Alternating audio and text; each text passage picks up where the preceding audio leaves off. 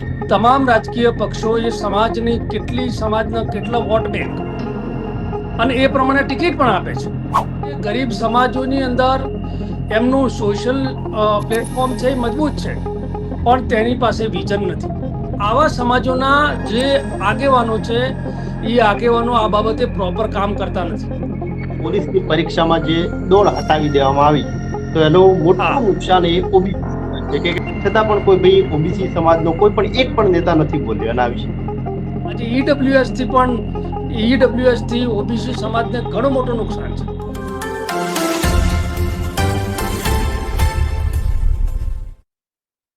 નમસ્કાર. 2015માં ગુજરાતમાં પાટીદાર અનામત આંદોલન થયું હતું અને ખૂબ એને એક હિંસક સ્વરૂપ એ સમય લીધું હતું. હવેના 11 વર્ષ પછી ફરીથી ગુજરાતમાં અને સમગ્ર દેશમાં ફરીથી એક નવું અનામત માટેની માંગ ઉઠવામાં આવી છે કે જેમાં નામ આપવામાં આવ્યું RHA, રિઝર્વેશન હટાવો આંદોલન. પણ આ કોઈ ગ્રાઉન્ડ લેવલ ઉપર નથી થવાનું, પણ આ એક માત્ર સોશિયલ મીડિયામાં આની અવાજ ઉઠી. તો આ બધી બાબતોમાં ખૂબ લોકો પોતપોતાના મંતવ્ય આપી રહ્યા છે, પણ એમાં ઘણા બધા કોઈ સપોર્ટ કરી રહ્યા છે, કોઈ એને ખોટી રીતે પ્રેઝન્ટ કરી રહ્યા છે. આ ઘટનામાં આખું શું વાત રહેલી છે એ આજે આપણે સમજીશું. એ બધી ચર્ચા કરવા આજે અમારી સાથે જોડાયા છે ઠાકોર સેનાના પ્રદેશ સલાહકાર રાયકણજી ઠાકોર. ખૂબ સ્વાગત છે સાહેબ તમારું.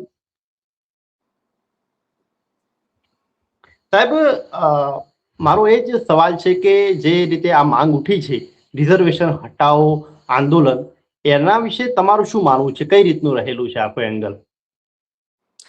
આમાં આખા એંગલની અંદર જે સીજેપી દ્વારા કોંક્રોચ જનતા પાર્ટી દ્વારા જે સોશિયલ મીડિયાના માધ્યમથી જે આખું આંદોલન કરવામાં આવ્યું અને તેમાં ક્યાંક ને ક્યાંક સરકારને પણ ઝૂકવું પડ્યું અને શિક્ષણ જે પ્રધાન છે તેમનું રાજીનામું પણ લેવું પડ્યું. એટલે કેટલાક લોકોને એવું લાગ્યું કે સોશિયલ મીડિયાના પ્રભાવથી આપણે પણ એક એવું આંદોલન ચલાવીએ કે જે વર્ષોથી કેટલાક લોકોના મનની અંદર વાત પડી છે કે રિઝર્વેશન દેશમાં હોવું જોઈએ નહીં. તો એવા લોકો છે એ લોકોએ એક સોશિયલ મીડિયાના પ્લેટફોર્મ ઉપર આવા એક એકાઉન્ટ બનાવી અને તે લોકો આજે આંદોલનના માર્ગે જવા માટેના પ્રયત્નો કરી રહ્યા છે. એ લોકોને મનમાં એમ જ છે કે આપણે આ રિઝર્વેશન હટાવી દઈએ અને રિઝર્વેશન ફ્રી આ દેશને બનાવીએ. પણ આ દેશની અંદર રિઝર્વેશન ફ્રી કઈ રીતે થઈ શકે?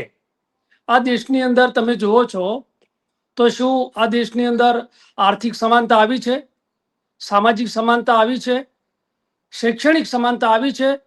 તો તમામનો એક ના છે કે આવી કોઈ સમાનતા દેશની અંદર આવી નથી. આજે પ્રભાવશાળી લોકો, જે લોકો છે, બુદ્ધિજીવી લોકો છે, એ લોકો એમ કે છે કે દેશની અંદર રિઝર્વેશન હટાવો તો દેશ આગળ આવે. પરંતુ એક દેશનો મોટો વર્ગ, એ મોટો વર્ગ આજે એકદમ સ્તર ઉપર છે, જે કોઈ પછાતપણામાં છે, નથી આગળ આવી શક્યો. આવો વર્ગ જ્યારે એક શિક્ષણથી અલિપ્ત રહી જાય, સોશિયલી રીતે પણ અને આર્થિક રીતે બેકવર્ડ રહી જાય તો દેશ ક્યારે આગળ આવી શકે નહીં. એટલે આવા લોકો એટલે જ્યારે આ વાત આવી કે જે આખું આ પેજ બનાવવામાં આવ્યું રિઝર્વેશન હટાવો આંદોલન, તો એ સમયે એવી વાત આવી કે પહેલા જ્ઞાતિ હટાવવાની વાત છે. તો જ્ઞાતિ હટાવવાની જયારે વાત આવી તો દરેકના આખા વ્યૂ પોઈન્ટ બદલાઈ ગયા. કોઈ કે ભાઈ તમે અમારી જાતિ વિશે કઈ રીતે બોલી શકો, અમારે નથી હટાવી, અમારા ઉપર ઘર છે પોતાની જ્ઞાતિ ઉપર. તો જ્યારે જ્ઞાતિની વાત આવે છે ત્યારે કોઈ તૈયાર નથી અને આમ એ લોકોને નહીં રિઝર્વેશન હટાવવું છે. નહીં, દેશની અંદર એક રિયાલિટી છે ને, એક દરેકે સ્વીકારવી પડે કે કાસ્ટેઇઝમ છે ને એ પાવરફુલ આજે એક મુમેન્ટ, પાવરફુલ એક સિસ્ટમ છે. કાસ્ટેઇઝમ તમામ કરતાં પણ કાસ્ટેઇઝમ આજે દેશ જેમ જેમ આગળ વધી રહ્યો છે છતાં પણ કાસ્ટ એ પ્રભાવશાળી છે જ અને એને સ્વીકાર કરવો જ પડે. સમાજવાદ ઉપર તમામ વસ્તુ આજે ચાલી રહી છે અને એમાં રાજકારણનો ખૂબ મોટો ભાગ છે. કારણ કે તમામ રાજકીય પક્ષો એ સમાજની સમાજના કેટલા વોટ બેંક અને એ પ્રમાણે ટિકિટ પણ આપે છે.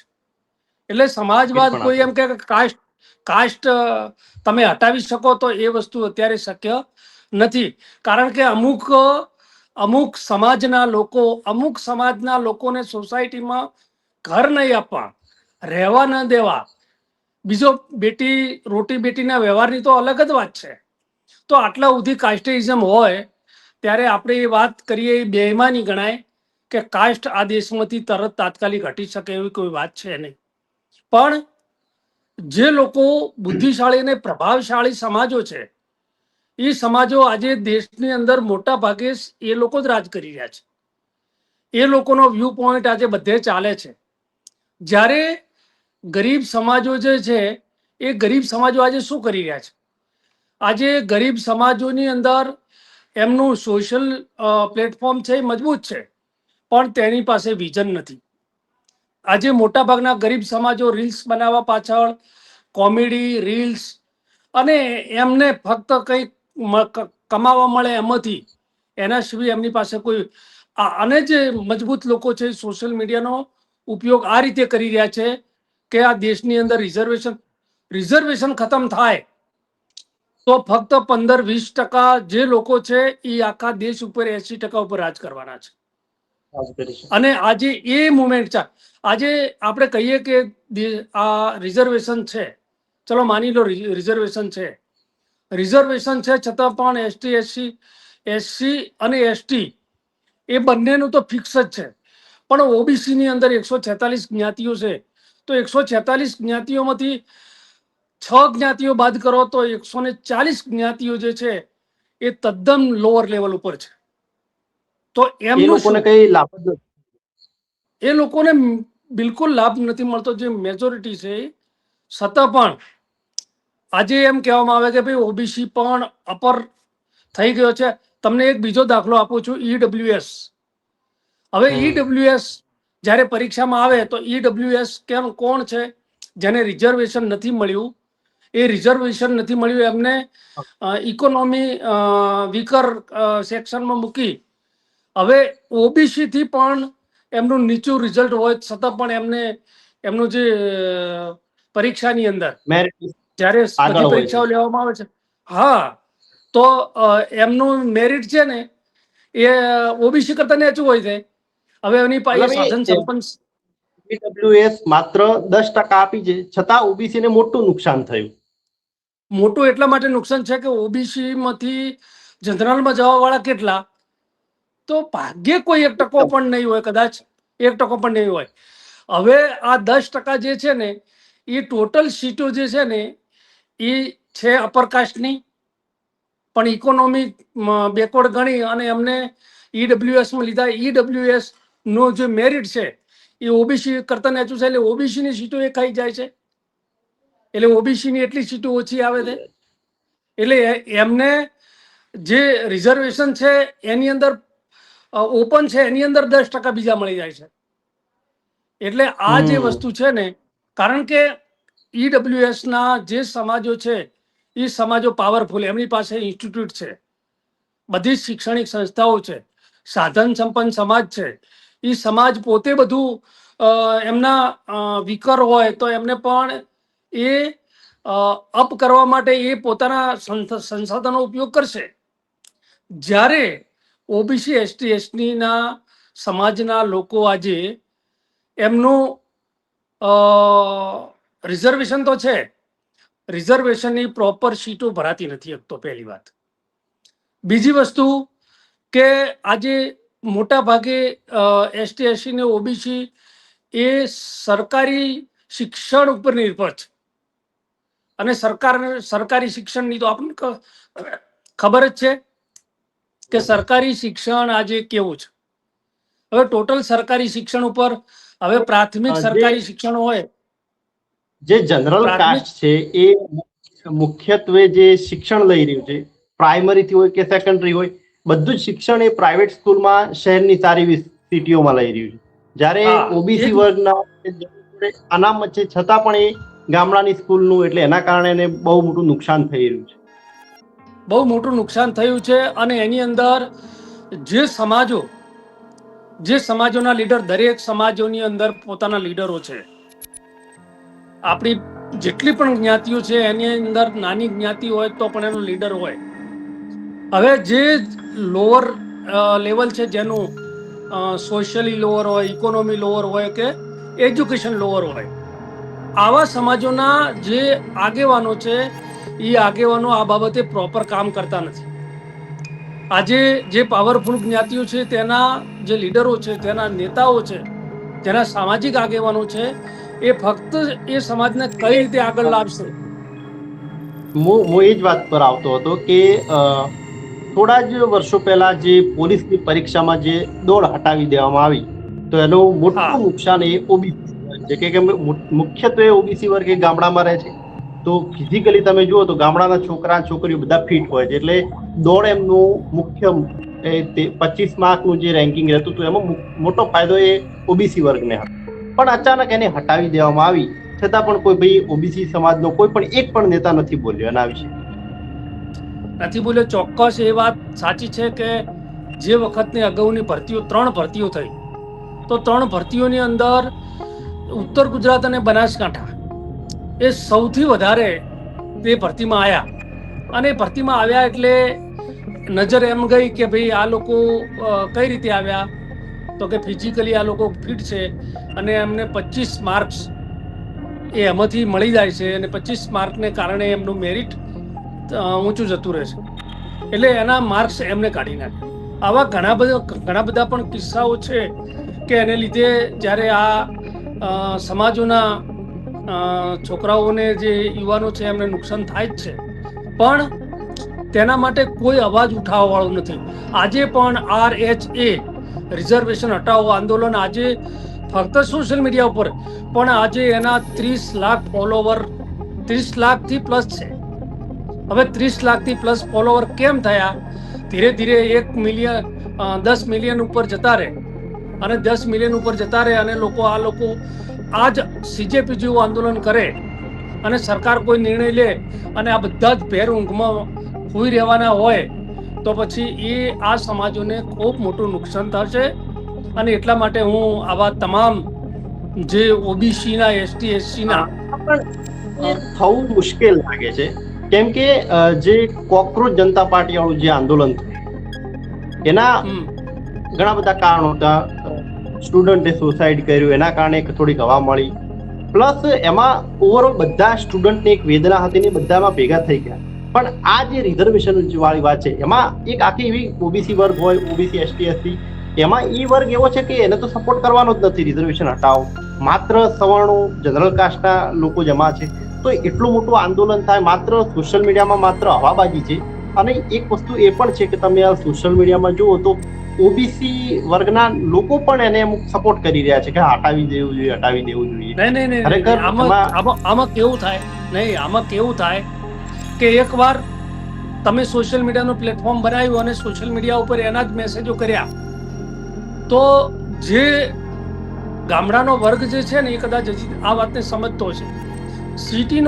સિટીમાં રહેવા વાળો ઓબીસી વર્ગ, ST SC હોય તો એને શું થાય, એને ગામડાનું કે લોઅર લેવલ ઉપર કેટલા લેવલ ઉપર આ લોકો છે, ગરીબી કઈ રીતની છે એ જોઈ ના હોય. એટલે આવા લોકો મોટા ભાગના એમના માઇન્ડની અંદર એમ જ થાય કે ખરેખર દેશને લઈ જવો હોય, આ માઇન્ડ વોશ થાય તો કે અનામત હટાવી જોઈએ, એ લોકો અંદર આવી જાય. એવું નથી કે ના આવે. એટલે આવા માઇન્ડ વોશ થયેલા લોકો એ આવા આંદોલનમાં જોડાઈ શકે. અને તમને ખબર છે કે ગામડાના કેટલા લોકો આવા આંદોલનમાં જોડાય? તો લગભગ નહીવત. મોટા ભાગના આંદોલનની અંદર આવા સિટીમાં રહેતા અને મોટી સિટીઓની અંદર રહેતા લોકો આવા આંદોલનમાં જોડાતા હોય છે. એટલે આ ધીરે ધીરે, ભલે આજે નહીં પણ ધીરે ધીરે કદાચ આ લોકો આ તરફ જઈ શકે. અને એના માટે આપણે એવા લોકોને, આપણા જે ઓબીસીના, ST SCના લીડરોને આજે આગાહ કરવા પડે કે તમારે આ બાબતે હજી સચેત રહેવું પડે. કદાચ આંદોલન આવી શકે તો તમે શું કરો? તમે કઈ રીતે પ્રોટેસ્ટ કરો? અને પ્રોટેસ્ટ કરવા માટે તમારે, એ તો ઠીક વાત છે, પણ સરકારની અંદર કેટલાક બેઠેલા લોકો પણ કદાચ આ ઉપર, ઠીક છે વોટની પેલા વોટના માટે કદાચ એ બધું ન થઈ શકે, પરંતુ આવું થાય તો એક મોટો સેટબેક ઓબીસી સમાજ, એસટી એસસી કરતા ઓબીસી સમાજ માટે ખૂબ તકલીફ વાળી વાત ઊભી થઈ શકે એમ છે, મોટું નુકસાન થઈ શકે એમ છે. આજે ઈડબ્લ્યુએસ થી પણ ઈડબ્લ્યુએસ થી ઓબીસી સમાજને ઘણું મોટું નુકસાન છે, કારણ કે ઓબીસી સમાજમાં 146માં મોટા ભાગનું રિઝર્વેશન તો અપર કાસ્ટ, એમાં પણ અપર કાસ્ટ હતી લઈ જતી હતી, લોઅર કાસ્ટ હતી તો એ આવતી હતી, તો એના કરતા ઓબીસી કરતા એનું નીચું મેરિટ આવ્યું ઓબીસી નું, ઈડબ્લ્યુએસ નું. એટલે જે આની હતી એ ઈડબ્લ્યુએસ લઈ ગઈ. એટલે આજે ખૂબ મોટું નુકસાન છે.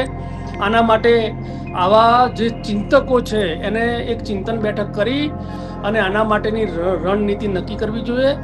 ચૂંટણી કે વોટ કે એને છોડીને પણ આ બાબતે ચિંતા કરવા જેવી મને વાત લાગે છે. એટલે આજે આ એક વિષય હતો, એના ઉપર આપણે એટલા માટે ડિસ્કસ કરી કે આજે એક ચિંતાનો વિષય આપણા માટે છે. એક વસ્તુ એ પણ સમજવી છે કે હવે માન લો કે ઓબીસી વર્ગ છે તો એમાં એક જ જ્ઞાતિ હોય એ વધારે ફાયદો લઈ જતી હોય એવું પણ બની રહ્યું છે. તો ક્યાંક એવું નથી લાગતું કે હવે સમીક્ષા કરવાની જરૂર છે કે અમુક ઓબીસી વર્ગની અમુક એવી જ્ઞાતિ છે કે એમાં કોઈક એવી થોડીક સદ્ધર થઈ ગઈ હોય તો એને જનરલ કાસ્ટમાં લઈ લેવી જોઈએ, થોડીક સમીક્ષા થવી જોઈએ. સમીક્ષા તો ખરેખર અમુક સમયે દરેકની સમીક્ષા થવી જોઈએ, પણ દરેક સિસ્ટમ ઉપર રાજકારણ એટલું હાવી હોય છે, એટલે એ રાજકારણ હાવી હોય એટલે શું થાય, ભારતમાં દર 6 મહિને ચૂંટણી હોય, કોઈની કોઈ 6-12 મહિને એકાદ ચૂંટણી આવતી હોય, અને એના કારણે એ વસ્તુ શક્ય બનતી નથી. પણ એને એક સરકારથી અલગ એક અલાયદું, જેમ ચૂંટણી પંચ છે, જેમ સુપ્રીમ કોર્ટો છે, એ રીતનું એક અલાયદી સિસ્ટમ ઊભી કરવામાં આવે અને દર 5-10 વર્ષે એની સમીક્ષા થાય. કારણ કે આજે શું છે, કોઈ સમાજને કોઈ પણ અનામતમાં આવેલા સમાજને એમાંથી નીકળવું નથી, ભલે ગમે એટલો પાવરફુલ સમાજ થયો હોય તો પણ. તો હવે એને કાઢશે કોણ? કારણ કે એક તો એ જ્યારે પાવરફુલ થાય છે ત્યારે સરકારમાં પણ એનું એટલું બધું વજન હોય છે, લોકોમાં પણ વજન હોય છે, એટલે એને કાઢે કોણ? એટલે બધી જ રીતે સક્ષમ હોય. અને ગરીબોનો અવાજ કોણ હોય? તો ગરીબોનો કોઈ અવાજ જ નથી. ગરીબો આજે ધજાઓ લઈને ફરે છે રોડે રોડે, એમને સોશિયલ મીડિયા એકાઉન્ટ બનાવીને કોઈ ફલાણી માતા ઢેકણી માતાના ભુવા તરફ પડ્યા છે, તો કોઈ પૂનમું ભરે છે, કોઈ રવિવાર ભરે છે, કોઈ બીજ ભરે છે. આના સિવાય એમની પાસે સોશિયલ મીડિયાની અંદર કોઈ જ વાત નથી, અને એના કારણે આજે એમનો અવાજ કોઈ બની શકે એમ છે જ નહીં. અને જ્યારે નુકસાન થશે ને ત્યારે પણ આ લોકો કદાચ માનતા હશે કે આ લોકોનું રિઝર્વેશન જે હટાવ્યું છે એને ફરી પાછું આવે એના માટે, બાકી બીજી કોઈ પ્રવૃત્તિ નહીં કરે. જેમ સોમનાથનું મંદિર લૂંટાયું ને, તાર 1000 લૂંટારાઓ કોરીમોરી 10,000 લોકો હતા, 1000 લોકો જ ખાલી મંદિરમાં લૂંટવા માટે આવ્યા, અને 10,000 લોકો એ મંદિરની અંદર મંદિરની કોરીમોરી જોતા હતા કે આ હમણે ભગવાન કશું કરશે, હમણે ભમરા ઉડશે, હમણે આ લોકોને આમ થશે ને તેમ થશે. ખાલી એટલા લોકો કોકરી મારી હોય ને તો પણ કદાચ એ લોકો આ લૂંટી ના શક્યા હોત. પણ આપણે રાહ જોઈને બેઠા કે હમણે ભગવાન, આજે પણ આ સમાજોની દશા આવી જ છે. હમણે કશુંક થશે ને, હમણે આ મોન દેશું, હમણે કોઈ ભૂવો બોલશે ને આમ થશે. આના સિવાય બીજી કોઈ વાત છે જ નહીં. લડત લડવાની વાત આવે કે કોઈ આંદોલન કરવાની વાત આવે, સંઘર્ષ કરવાની વાત આવે, તો એ કોઈ સંઘર્ષ કરી શકે એવી આજે માનસિક સ્થિતિ જ નથી. આજે લોકોને એટલા માયકાંગલા બનાવી નાખ્યા.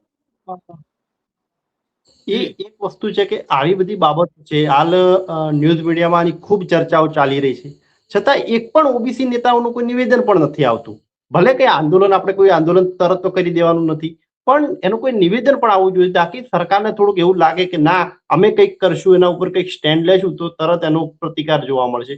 તો કઈ નિવેદન પણ નથી કરતા. એટલે હું કહું છું કે કોઈ નિવેદન આપવા તૈયાર નથી, કોઈ નિવેદન આપશે પણ નહીં, અને આ બાબતે કોઈ ડિસ્કસ પણ નહીં થાય. જેવું કોઈ કોણે બનાવ્યું છે ખબર નહીં, આ રહે છે પણ જેવું બનાવ્યું એવું જ તરત સ્ટેટમેન્ટ ચાલુ થઈ ગયા. જે પ્રભાવશાળી સમાજો છે, જેને આ કરવું છે, જેને હા ઓબીસી એસટી એસી ને ગુલામ બનાવવો છે, એવા લોકોએ ચાલુ કરી દીધું અને આપણે સ્ટેટમેન્ટ પણ ના ચાલુ આપી કર્યું. શકીએ. આ એક આપણી વિડંબના છે, એક આપણી નિષ્ફળતા છે, એક આપણી નિર્બળતા છે કે એની ઉપર આપણે કોઈ સ્ટેટમેન્ટ પણ ના આવે. આજે સોશિયલ મીડિયા ઉપર ઘણા બધા સ્ટેટમેન્ટો મેં જોયા કે ઘણા લોકોએ એવો સ્ટેટમેન્ટ આપ્યો કે દેશને આગળ લઈ જવા માટે રિઝર્વેશન જરૂરી છે. રિઝર્વેશન કાઢવું જોઈએ, રિઝર્વેશન હટાવવું જોઈએ. આવા એમાં સ્ટેટમેન્ટ આવ્યા, પણ કોઈએ એમ ના કીધું કે આના માટે ચિંતન કરી અને જે લોકોને રિઝર્વેશન જરૂર નથી એ લોકોને કાઢા. પણ જે લોકો રિઝર્વેશન વિના આજે દેશની અંદર તમને ખબર નહીં હોય કે દેશની અંદર 80 કરોડ લોકો રાશન ઉપર જીવી રહ્યા છે સરકારના. જી જી. અને આવી પોઝિશન હોય ત્યારે તમે અનામત કઈ રીતે હટાવી શકો? એટલે આ માટેની ચિંતન બેઠક કરવી જોઈએ અને સોશિયલ મીડિયા ઉપર એવા લોકો છે તેમને ગાઈડ કરવા માટે આપણે વખતો વખત આના વિશે ચર્ચા કરવી જોઈએ કે લોકો આ તરફ ધ્યાન આપે, નહીં કે બીજી બધી એલફેલ બાબતોની અંદર એ કરે. પણ આપણે એક સારી બાબત, સારી નિર્થક સાર્થક એક ચર્ચા આમાં કરી શકીએ આપણે. ખૂબ ખૂબ આભાર સાહેબ તમારો. ખરેખર તો તમે આ વાત ઉપર કંઈક સ્ટેન્ડ લઈ રહ્યા છો, કંઈક બોલી રહ્યા છો, એ જ ખૂબ મહત્વનું છે. બાકી અમુક નેતાઓને તો રિઝર્વેશન શું એ પણ એની એકચ્યુઅલમાં આખી ખબર નથી હોતી, આખી એની એના આગળ પાછળનું. એટલે એના કારણે એ પણ ક્યાંક ચૂપ છે ને એમને કશું ખબર નથી ને એ લોકો આગેવાન થઈને બેઠા છે.